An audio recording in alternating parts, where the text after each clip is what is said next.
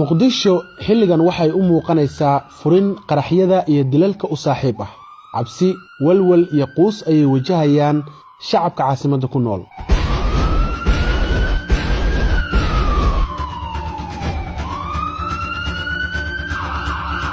shacabkan dawlad ma rabaan xaqiiq ma aha problemku shacabka ma aha problemku golaha shacabka ma aha problemku waa madaxda la doorto weeye oo dadka quus gaarsiiya sanadkan hadda uu bilowday ee 2019 waxa magaalada ka dhacay 23 qarax inta la xaqiijiyay 145 qof ayaa naftooda ku waayay qaraxyadan oo ay qaarkood daba socdeen weeraro toos ah shacabka muqdisho amni darrida waxa u sii dheer ganacsi xumo iyo dhaqaale la'aan sababtoo ah wadooyinkii halbowlaha u ahaa isku socodka gaadiidka iyo dadka ayaa gabi ahaan xiran waxaana dadku lugeynayaan masaafooyin dhaadheer si ay u helaan nolol maalmeedkooda maalinlaha ah jidadkan la xiraayo oo maalmaha oo dhan xiran waxa weeye waa qayb ka mid ah caburin haddaad i doorataan haddaan magaalada nabad keeni waayo baabuurtii waaweynay yaan gadaal ka geli jid la xiraayo ma jiraan amni xumida caasimadda waxaa sabab u ah qodobadan isbedeladii lagu sameynayay hoggaanka ciidamada labadii sano ee la soo dhaafay waxa ay keentay isku dhaxyaac iyadoo ay xusid mudan tahay in min 3 jeer la bedelay talisyada qaarkoodna 4 jeer kalsoonidii ciidanku ku qabeen madaxda qaranka oo gabi ahaan baluntay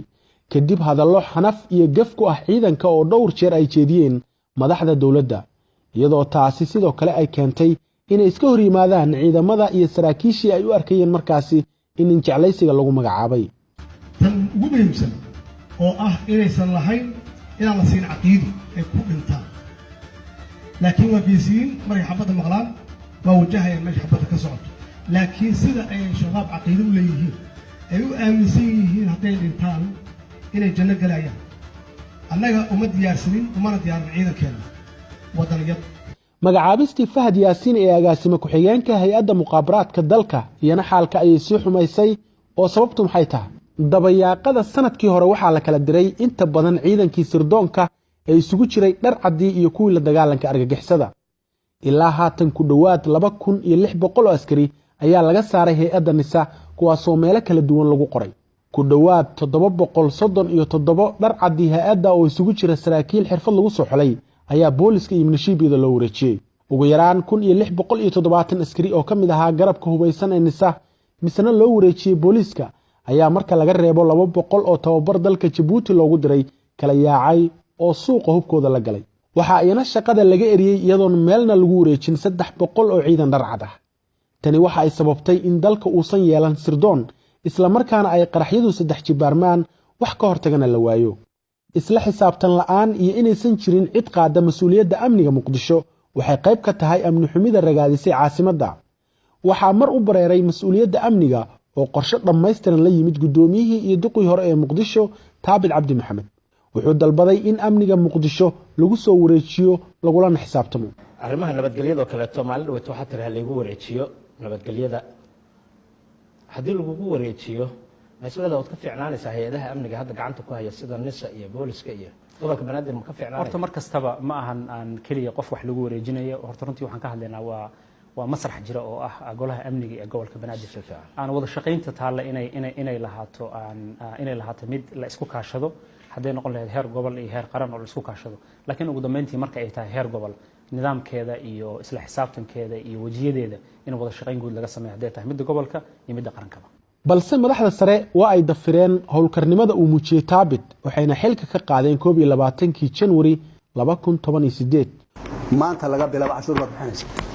dukaan ku furaanaya ma jiro business kale ku furaanaysa ma jirto dawladdu waxa ay sheegtay in bulshada muqdisho bil kasta canshuur ahaan u bixiyaan 14 milyan oo dollar lacagtan marka la isku daro sanadkii waa 168 milyan oo dollar waana kala bar miisaaniyadda dawladda ee sanadkii oo dhan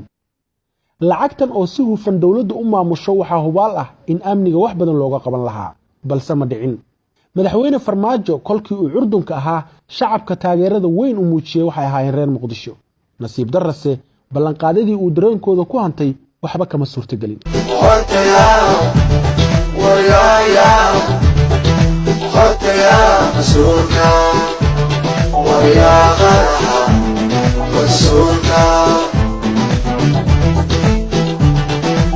mina qaxayso maana laha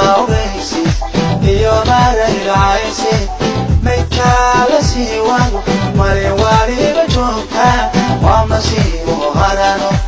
ما كانوا بيدو